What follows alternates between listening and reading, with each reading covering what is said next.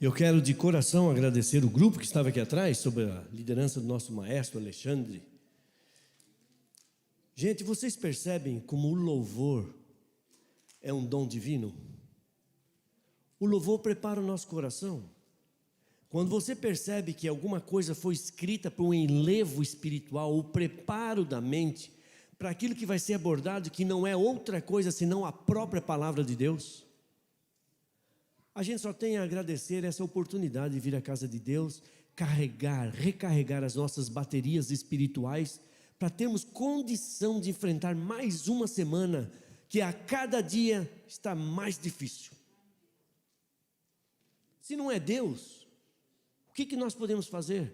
Se é Deus, vamos adorá-lo, vamos louvá-lo, vamos cantar, vamos nos entregar através do nosso louvor.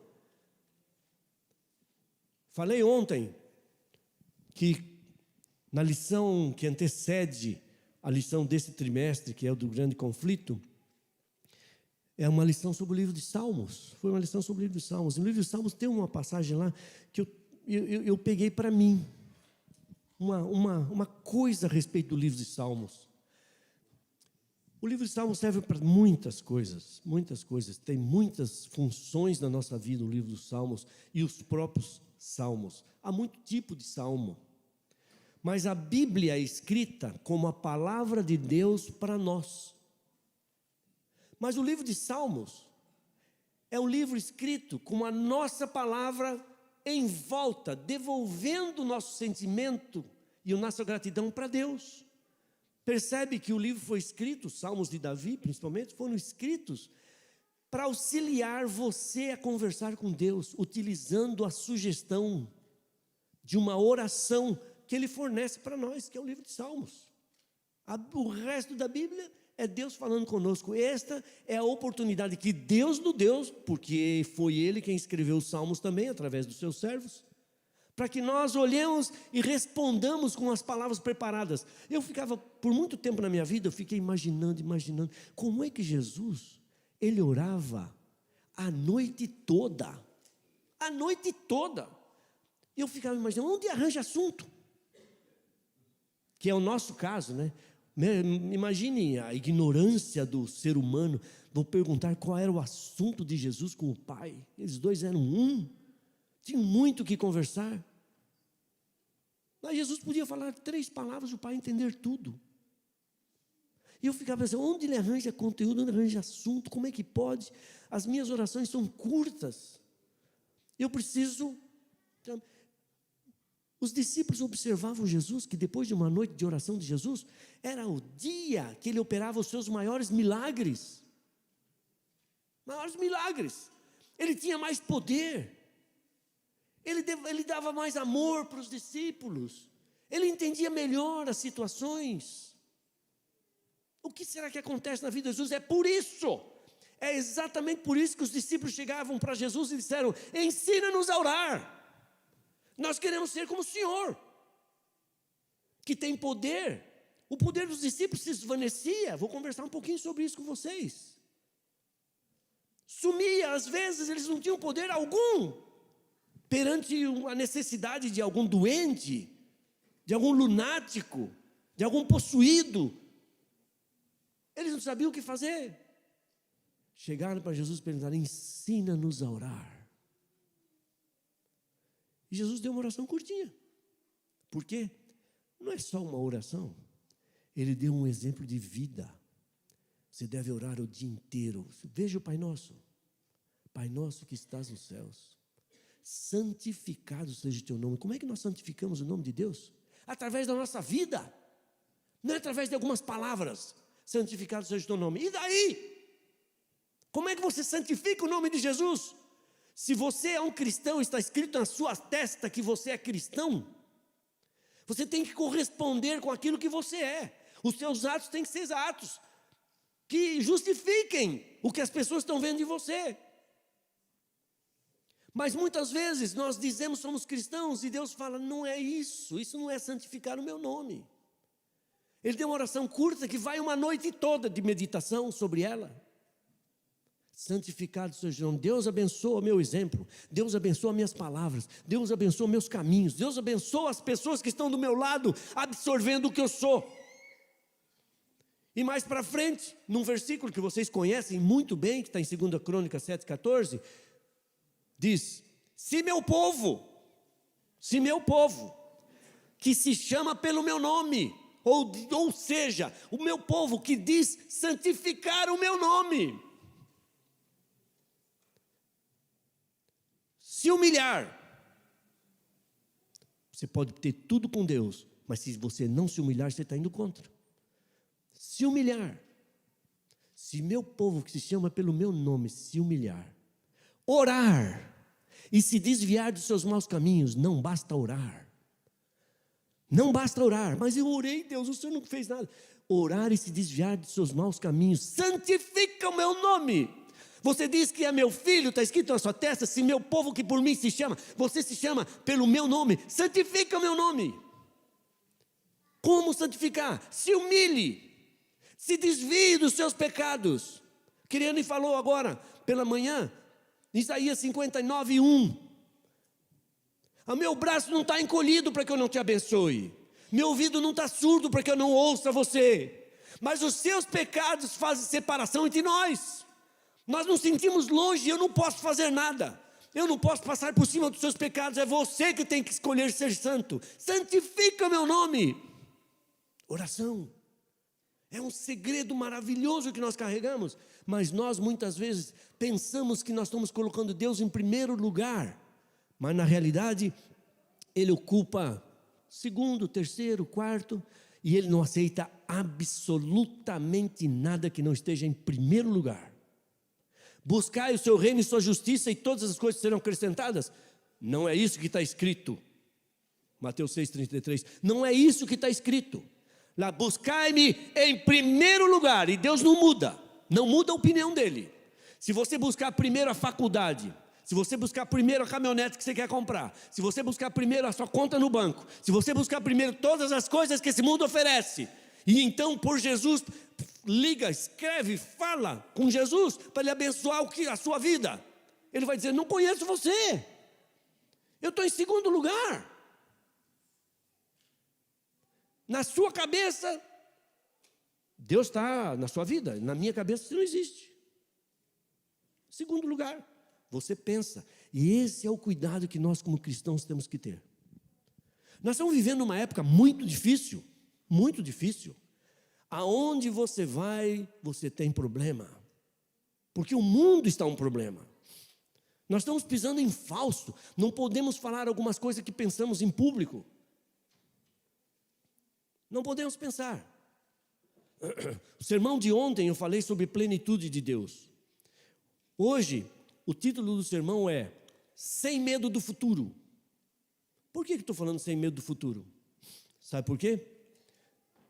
Porque o futuro chegou. Vou mostrar pela Bíblia que o futuro chegou. Sem Bíblia a gente não faz nada nesse mundo. O futuro chegou e o futuro tem muita coisa para nós. E o futuro nos causa, sabe, problemas com mais problemas. Vamos ver, olha o que Paulo fala no livro de 2 Timóteo, na carta, segunda carta a Timóteo, no capítulo 3. Olha o que ele fala aqui, ó. Sabe, porém, isto, nos últimos dias, o que Paulo quer dizer com últimos dias? Será que é últimos dias da vida dele? Será que são os últimos dias do tempo dele? São os últimos dias, sabe, do fim do mundo? Que últimos dias são esses? Vamos ver, nós entendermos aqui. Sabe, porém, isto, nos últimos dias sobrevirão tempos difíceis. Deixa eu perguntar uma coisa para vocês. Estamos vivendo tempos difíceis ou não? Claro. Claro. Duvido que haja uma pessoa aqui 100% plena, sem falar na vida espiritual, plena na vida que nós levamos na nossa comunidade. Nós não somos plenos, nós queremos mais, precisamos de mais, precisamos de Cristo. Nos últimos dias sobrevirão tempos difíceis. Se nós estamos vivendo tempos difíceis hoje, pode ser os últimos dias, sim. Últimos dias do mundo. Vamos ver um pouco mais de informação que ele dá, para saber se realmente esses últimos dias são os nossos dias. Se coincidir o que ele falar aqui, nós estamos vivendo os últimos dias mesmo e a gente tem que se preparar. Então vamos ver. Antes quero dizer uma coisa para vocês. Eu estou vindo aqui hoje para trazer para vocês boas novas. Não vou ser negativista, não. Boas novas. E eu trago duas boas novas. Uma boa nova, a outra... A boa nova que eu trago é o seguinte: se você estiver preparado, Jesus vai voltar. Simples, mas é isso. Segunda notícia: se você não estiver preparado, ele vai voltar do mesmo jeito. É de pensar, não é? É de pensar. Não é porque nós estamos vivendo um momento bem escondidos, bem tranquilos, vimos para a igreja hoje, olha que facilidade, pegamos o carro, ligamos o carro, vimos para cá, estamos adorando. Olha que facilidade. Mas não vai ser sempre assim. Os tempos são difíceis. E eles já começaram por outras áreas. Vamos ver se a descrição de Paulo para esse último tempo combina com a nossa. Os tempos serão difíceis porque os homens serão egoístas. Será? Os homens serão avarentos. Eu quero tudo para mim, eu quero nada para você. Será que nós estamos vivendo essa fase? Alguém tem ideia, não? Os homens serão jactanciosos, arrogantes, blasfemadores, desobedientes aos pais, ingratos, irreverentes. Para cada palavra dessa, nós temos histórias, sermões para contar das coisas que estão acontecendo no nosso tempo. Desafeiçoados, implacáveis, caluniadores. Gente, juízes, gente de bem, líderes de uma comunidade, líderes de um estado, líderes de um país. Sabe? Irreverentes, ingratos, mentirosos, caluniadores, sem domínio de si, cruéis, inimigos do bem, traidores, atrevidos, enfatuados, sabe? Ou seja, presunçosos, né? Mais amigos dos prazeres do que amigos de Deus. Eles têm forma de piedade, falam bonitinho porque querem votos.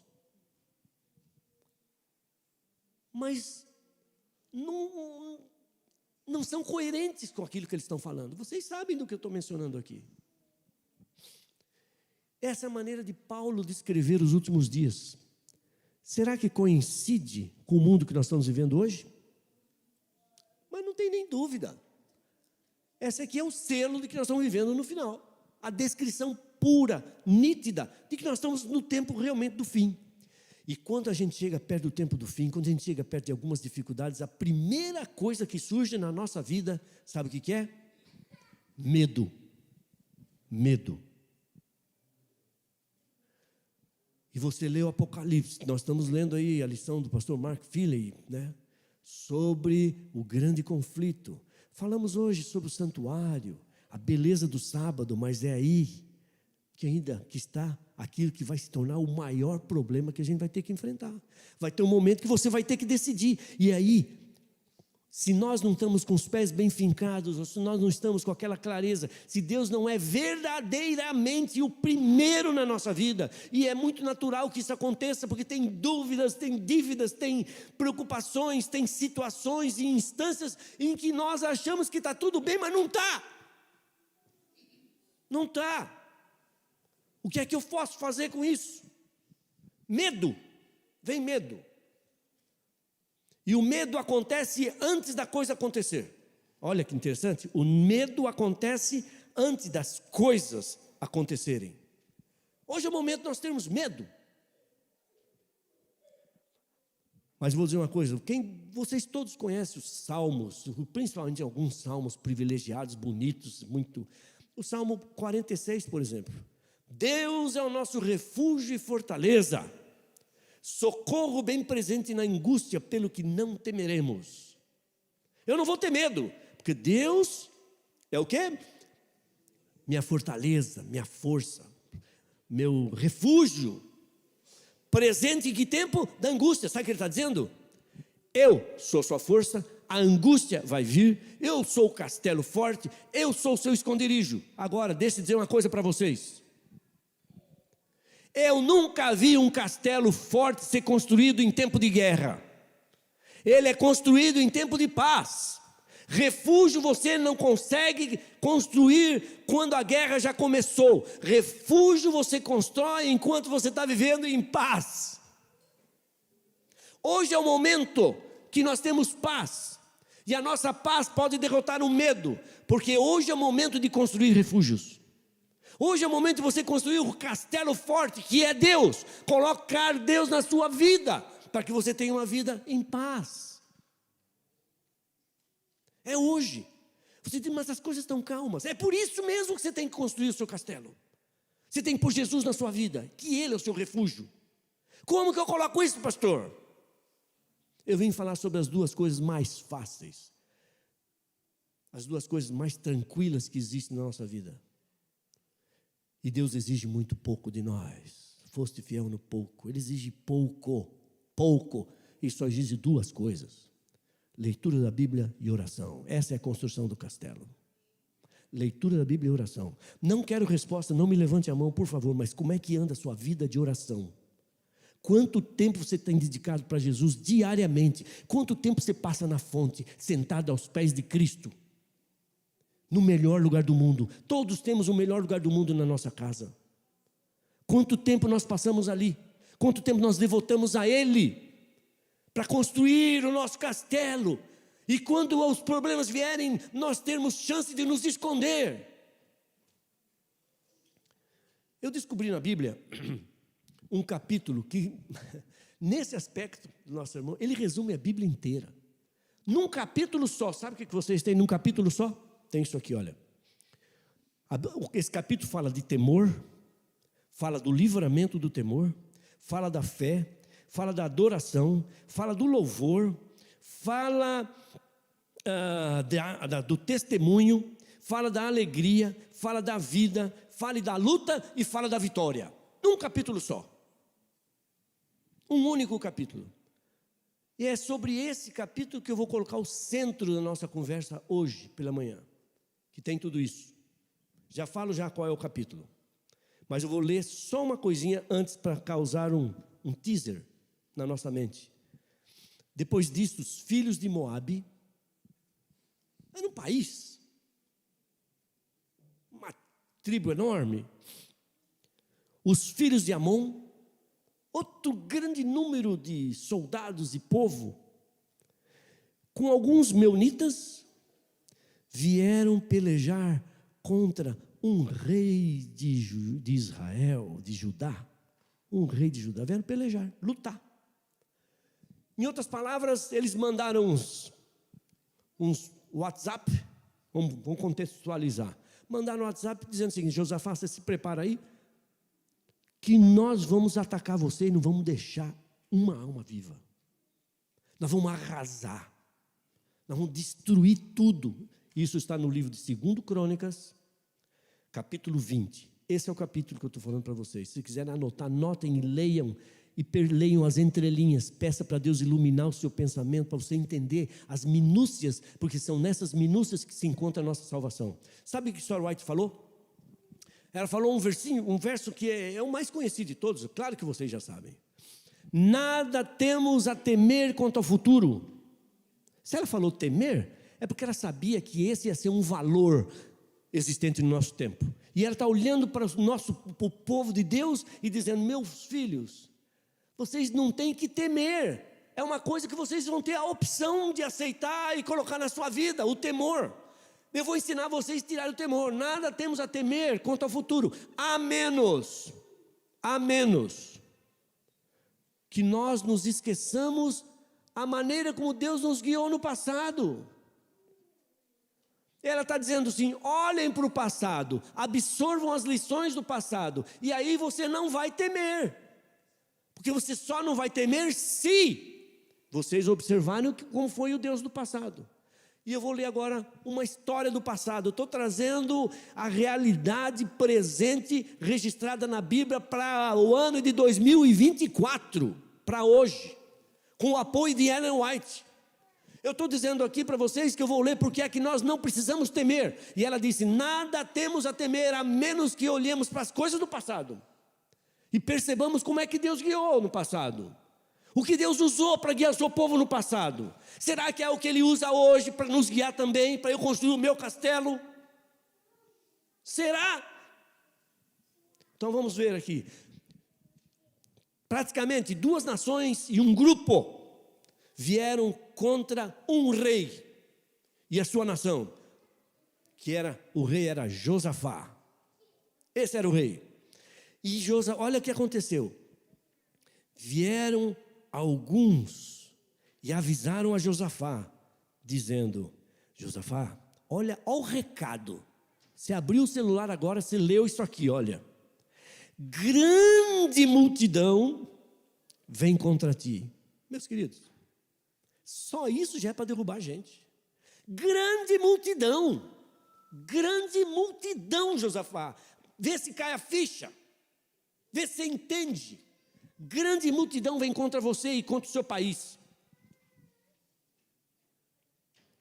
Eles vêm do outro lado do mar e vêm também da Síria. Eis que estão já pertinho, aqui em Razazão Tamar, que é em Gedi. E agora, a consequência inevitável que aconteceu na vida de Josafá e que acontece na sua, na minha, na de todos nós aqui. Josafá era um ser humano, ele tinha uma posição de poder, ele era um líder, era um bom rei, ele era filho do rei Asa, ele tinha uma posição de poder. O pai dele foi um bom rei também, tinha credibilidade, o povo acreditava nele. Mas agora Josafá não tinha onde se apegar, porque está vindo 3 nações praticamente sobre ele. E o que é que ele vai fazer? Aí, olha o que aconteceu, do próximo versículo 3. Então Josafá teve medo. Ele era gente, era ser humano, como eu. Como eu tenho medo. E é para isso que eu quero saber o que esse salmo diz, porque eu quero tirar da minha vida o meu medo.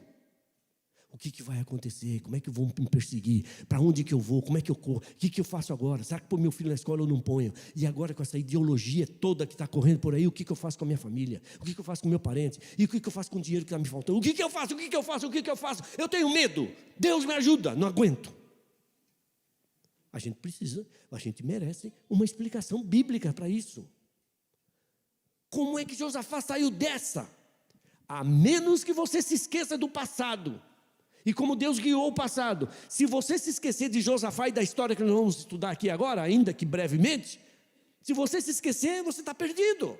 Não dá para nós esquecermos o que foi que aconteceu quando ele teve medo. Então Josafá teve medo. E ele se colocou a buscar ao Senhor e apregoou em todo o Judá, que era a terra dele, era o reino do sul.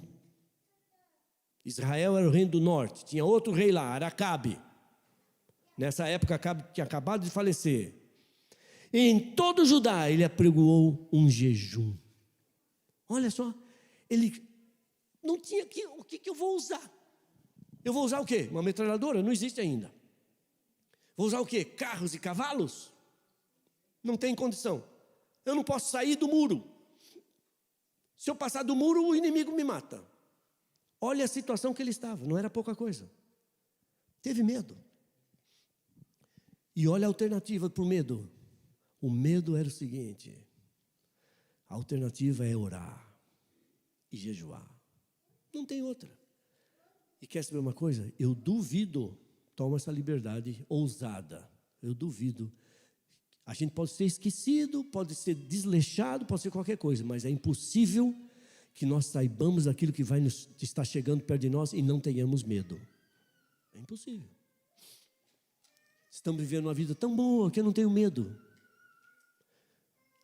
Eu estou aqui com minha mulher, nosso filho está lá no Brasil, com a sogra, com a minha mãe, com a mãe da Quereliane e mais uma tia da Quereliane. As duas, elas estão em casa com mais umas pessoas para cuidar do moleque. Sabe por quê? Porque nós temos medo. Medo. O que pode acontecer com o menino? Por favor, cuidem bem, alimente bem, escreva, tire foto. Está vindo, estão vindo fotos. O menino falando, foi até engraçado hoje. Ele falou assim: oi, olha, mamãe, eu sou o Samuel. Ele tem que dizer assim: eu sou o Samuel. Não se esquece, não. Sabe, nós temos medo. Você tem alguém sob sua responsabilidade? Tem medo. Esse garotinho aí, sabe, acho que é uma menina, né, que está aí no seu colo, né? Eu vi ontem, linda por sinal. Os pais ficam morrendo de medo. Será que vai pegar gripe? Será que ainda existe corona? Será que é isso? Será que é aquilo? Medo. A resposta para o medo que Josafá dá é o seguinte: se pôs a orar e jejuar. A Quereliane chegou para uma pessoa, um rapaz, canta no Novo Tom, atual. É uma geração nova que está no Novo Tom. Chegou para a mãe dele, falou, um rapazinho, sabe, bem afeiçoado, na igreja, participando de tudo da igreja, já fazendo uns servicinhos pequenininhos para o NASP, servindo o templo ali. Ela chegou para ela e falou o seguinte: a mãe se chama Júnia. Falou assim: Júnia, o que aconteceu?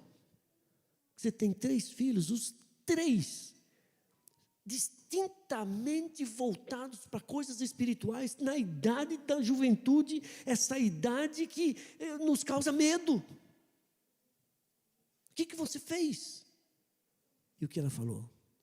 Olha, Quereliane, eu oro de manhã, eu oro no almoço, eu oro no jantar, todos os dias, eu oro de noite, todos os dias. É o preço que eu pago. É o preço mais delicioso do mundo, estar em companhia com Jesus. Esse preço nós todos podemos pagar. E se não der certo, nós não temos desculpas para Deus. Ele falou: orai sem cessar. Se a sua vida seja uma oração, santifica o teu nome, santifica o meu nome. Vocês percebem? Muito bem. Então Josafá teve medo e falou com toda a congregação: vocês vão jejuar. E Judá, que era o reino dele, Judá, se congregou para pedir socorro ao Senhor. E tem alguém mais para socorrer? Tem alguém mais para socorrer? Judá se congregou para pedir socorro ao Senhor. Também de todas as cidades de Judá, ou seja, do reino todinho, veio gente para buscar ao Senhor, lá em Jerusalém. Olha que mobilização em função da única alternativa. E quantas vezes, eu podia fazer outro sermão sobre oração, e quantas vezes a gente olha, mas eu peço e não acontece, alguma coisa está errada, vamos analisar o problema. E eles vieram. E aí, pôs-se Josafá, versículo 5, isso, obrigado. Pôs-se Josafá em pé na congregação de Judá e de Jerusalém, na casa do Senhor, diante do pátio novo. 6. E disse: Senhor Deus de nossos pais, porventura tu não és Deus nos céus? Deus, o Senhor não é o Deus que eu vou adorar todo sábado na igreja? Como é que eu vou passar por esse processo? Como é que eu vou me livrar dos inimigos? Não és tu, Deus dos céus, não és tu que domina sobre todos os reinos dos povos, na tua mão está a força e o poder, e não há quem te possa resistir. Como é que nós estamos com medo, tendo um Deus como o Senhor? E parece que Deus olhou e falou assim: me coloque em primeiro lugar, e vá para sua casa em paz. Mas não termina aí, não vou ler toda a oração por uma questão de tempo, essa fica a tarefa de casa. Aí, versículo 11. E aí eles chegam no auge da oração. Pressionados pelo inimigo que cercou Jerusalém. Inimigo que ia derrotar um por um, não é sobrar um vivo, imagine só. Eis que nos dão o pago. Eles estão se vingando, Deus, de nós, vindo para lançar-nos fora da tua possessão, que nos deste em herança. Acaso não executarás o teu julgamento contra eles? Porque em nós não há força para resistirmos a essa grande multidão que vem contra nós. Não sabemos nós o que fazer. Não sabemos nós o que fazer. Porém, nossos olhos estão colocados em ti. Tu és o único, tu és o primeiro, tu és o último. Se não fores tu, eu não tenho alternativa. E se humilhar, se meu povo que se chama pelo meu nome, se humilhar, orar e se desviar dos seus maus caminhos, não é tão simples como a gente pensa. Você tem que se humilhar. A nossa natureza é de orgulho, é de que eu posso as coisas, eu posso mais que um, mais que outro, e olha lá se eu não posso até mais que Deus, porque eu não oro para Ele. Quando você chega nesse ponto de se zerar perante Deus, algumas coisas acontecem. Aí você diz, mas será que a minha oração pode ser tão forte? Eu falei sobre o livro de Salmos, que serve para nós retribuirmos a nossa oração para Ele, não falei? Então olha só o que está escrito no Salmo 23, parece que esse pessoal já estava cantando, era uma geração de Davi, eles já estavam cantando o Salmo de Davi nesse momento. Olha o que diz o Salmo 123, aqui ó. A ti que habitas nos céus, eleva os olhos, como os olhos dos servos estão fitos na mão dos seus senhores, e os olhos da serva na mão da sua senhora, eis que os nossos olhos estão fitos no Senhor nosso Deus. Parece que eles pegaram o livro de Salmos e começaram a ler no momento de angústia. Deus, assim como os olhos da serva estão na mão da sua senhora, os olhos do servo estão na mão do seu senhor, os nossos olhos estão nas tuas mãos. Não tem alternativa. Não tem alternativa. Por favor. E quando fez isso, gente, imaginem, eu estou lendo e gastando um pouquinho de tempo aqui, para vocês perceberem o que é uma angústia, o que é uma angústia, o que é um medo elevado a N possibilidades. O que é o medo, que nós não entendemos direito o que é o medo. Todo mundo lá apreensivo, esperando. O que eles vão fazer? Esperando. Sabe, um com o filhinho segurando a mão do filhinho, outro segurando a mão do pai, outro segurando, sabe, e tremendo, e dizendo, o que nós fazemos? Vamos orar mais.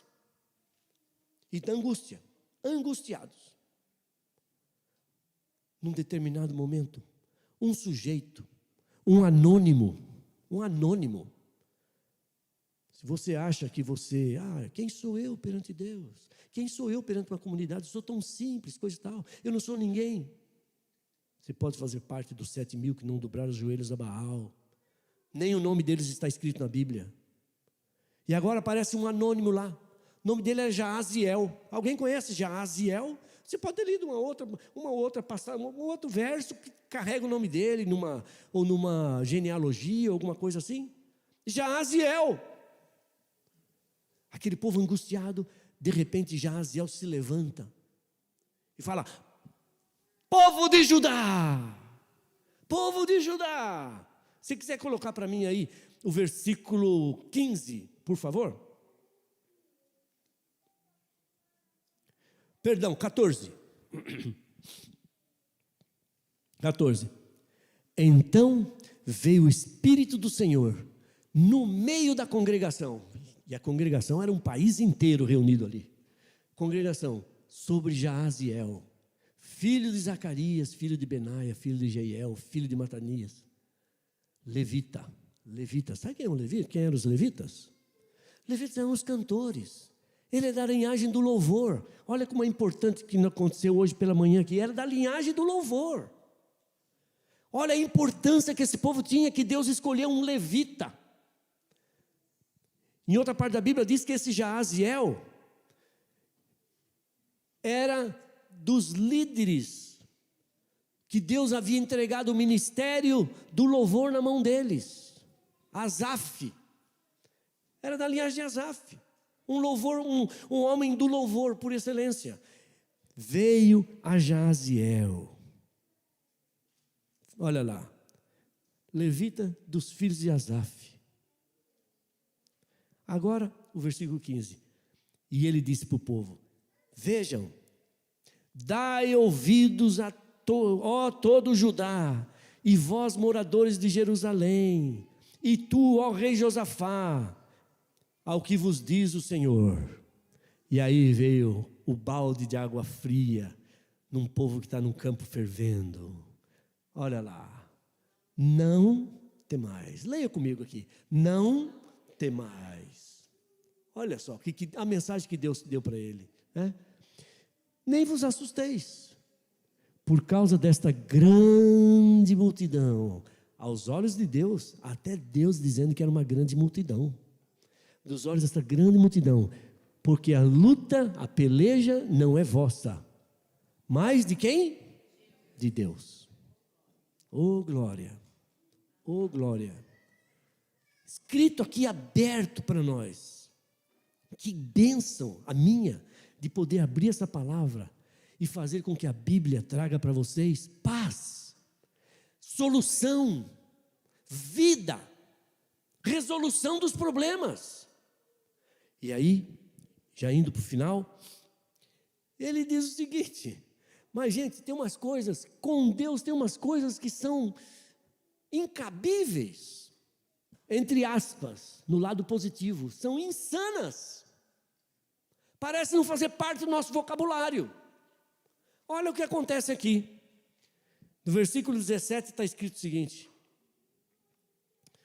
Bom, eu já havia mencionado no 16 e agora no 17. Neste encontro, Deus falou assim: olha, vocês se preparem que vocês vão ter encontro com o inimigo. Olha só, vocês vão ter encontro com o inimigo? Mas não se preocupe não, sabe por quê? Neste encontro vocês não têm que lutar, não têm que pelejar. Tomai posição, mas o que é isso, Deus? Como que eu vou para a guerra sem lutar? Fiquem parados, ele falou, fiquem parados. Neste encontro vocês não têm que lutar, vocês não têm que pelejar. Tomai posição, ficai parados. Com Deus é assim, o mundo não entende Deus, nós entendemos, porque isso faz parte do cuidado de Deus. O mundo diz: que Deus é esse que vocês servem? Será que esse Deus é louco? Chama vocês para a batalha e manda ficar parado?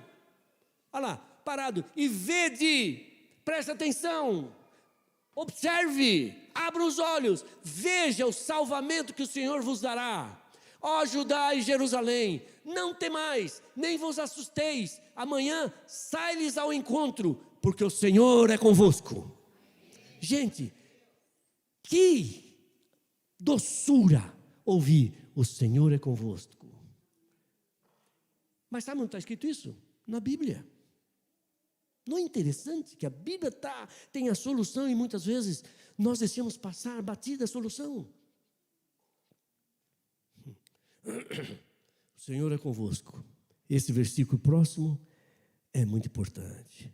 Então Josafá se prostrou com o rosto em terra, e todo Judá e os moradores de Jerusalém também se prostraram perante o Senhor. E fizeram o quê, meus queridos? Mas eles já haviam ganho a batalha, não? Os inimigos já estavam mortos? Não. Como é que vão adorar a Deus se ainda a batalha não tinha acontecido? Esse é o objetivo da adoração. Esse é o objetivo da adoração. Você adora a Deus. Adorar a Deus é prestar gratidão a Ele, louvor a Ele, pela certeza que você tem que Ele já venceu a batalha por você. A batalha já está vencida. E eu pergunto: medo para quê? Quando Deus já falou para vocês, através dessa palavra, que a batalha é dele e não nossa. Aí você diz: ah, pastor, isso aconteceu lá naquela época, né? E para nós hoje é diferente. Não, senhores, não, senhores. Vejam o que está escrito nesse versículo aqui, olha só. Bom, deixa eu continuar. 19. É no próximo, mas 19. Isso, obrigado.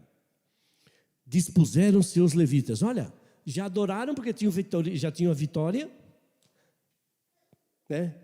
Dispuseram seus levitas, dos filhos dos coatitas e dos coreitas, para fazerem o que a Deus? Louvarem a Deus. Deus Israel. Louvar por quê se a batalha ainda não foi ganha? Mas vamos louvar a Deus, em voz alta, sobremaneira. A vitória é nossa, louvado seja o Senhor, vitória é nossa. 300 mil soldados lá para derrotar, ou seja, 1 milhão de soldados lá, 2 milhões de soldados lá, para vencer 800 mil dentro de Jerusalém. E eles louvando em voz alta sobremaneira. Mas pastor, isso aconteceu, é verdade, aconteceu naquela época. E hoje? Versículo 20, por favor. Pela manhã cedo se levantaram e saíram ao deserto de Tecoa. Ao saírem eles, pôs-se Josafá em pé e disse: ouvi-me, ó Judá, e vós moradores de Jerusalém, crede no Senhor vosso Deus. E o que vai acontecer? Estareis seguros. Crede em quem mais? Crede nos seus profetas e prosperareis. Temos profeta? Temos profetisa? Escreveu o livro que está valendo para a lição desta semana e o trimestre todo? Temos. Crede no Senhor. Já mostrei ali como é que Josafá fez. Agora, crede nos seus profetas. Você diz, mas Ellen White não é conhecido, Ellen White não sei o quê, nunca vão com um profeta bíblico. Já Aziel era conhecido? Havia sido profeta antes? Não. É assim que Deus trabalha. Nós estamos seguros na nossa metodologia. Estamos seguros na nossa fé, na nossa igreja. E ele disse o seguinte: vocês vão para o campo vestidos de ornamentos, louvem a Deus, dizendo: rendei graças ao Senhor, porque a sua misericórdia dura para sempre. Que isso aí é o Salmo 136.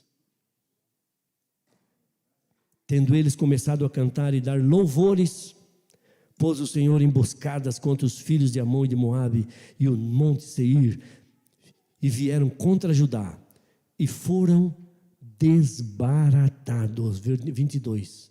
E foram desbaratados. Olha lá. Vieram contra Judá e foram desbaratados. Deus falou: contra meus filhos não. Contra a minha igreja adventista dos brasileiros aqui em Atlanta, não. Contra esse povo meu, não. E ele olha para o povo e diz: cantem. E a gente ouve que teve hoje pela manhã aqui. Gente, essa é a bênção que nós temos. Vamos abrir os nossos olhos para aquilo que realmente é importante. Importante. Grande é o nosso Deus e as obras que Ele faz. É um modelo do livro de Salmo. Essa música foi composta numa estrutura de Salmo. Tendo Judá chegado ao alto, que olha para o deserto, procurou ver a multidão, e eis que eram corpos mortos, que jaziam em terra, sem nenhum sobrevivente. Deus é Deus. Nenhum sobrevivente. E agora termino. Então voltaram todos os homens de Judá e de Jerusalém, e Josafá à frente deles, e tornaram para Jerusalém com alegria, porque o Senhor os alegrara com a vitória sobre os inimigos. E o último versículo, e é onde nós vamos terminar a nossa, versículo 30. Isso. E agora assim, olha, assim o reino de Josafá teve paz. Gente, o que é que nós vamos buscar na igreja hoje? Paz. Você não precisa temer o futuro. Se você não vai temer o futuro, o que é que você precisa? Paz. O que eu faço para ter paz? Entenda esse processo que eu trouxe para vocês. Medo, jejum, oração. E depois, profeta. E depois, entrega. E depois, confiança no Senhor e nos seus profetas. E depois, enfrentem a batalha. Você diz, mas já tem que enfrentar a batalha? Gente, Lembra dos 3 jovens hebreus, pouco antes de ir para a fornalha? Pouco antes de ir para a fornalha? Eles estavam lá, não se ajoelharam. E agora tiveram que enfrentar o rei. Eles chegam na cara do rei. 3 jovenzinhos ousados. Chegam na cara do rei e falam: fica sabendo tu, ó rei, que eu não me curvo. E o rei falou o seguinte: aqueçam a fornalha 7 vezes. O rei ficou louco. Aqueçam a fornalha 7 vezes mais. Ele falou: olha, se você quiser matar, mata. Se Deus quiser nos livrar, livra. De qualquer forma, eu não obedeço você e estou tranquilo, seja o que Deus quiser. E sabe de uma coisa? Deus não tira a aprovação de vocês. Deus não tira o fogo da vida de vocês. O que Deus tira é o calor. Os jovens foram lançados na fornalha. Se queimaram, não? Não. Esse é o nosso Deus. O medo é da fornalha. Mas Deus diz: você está com medo da fornalha. Mas ninguém tem medo de uma fornalha apagada. Quando eu estou com você dentro da fornalha, a fornalha está apagada. Ainda que você passe pelos rios, ele não vai submergir você. Ainda que você passe pelo fogo, ele não vai queimar você. Isso é bíblico. Isso é bíblico. Glória a Deus. E vão para casa em paz. Teve paz. Que foi que Deus falou? Que foi que Jesus falou para aquela mulher hemorrágica no final? Minha filha, a sua fé te salvou. Vai em paz.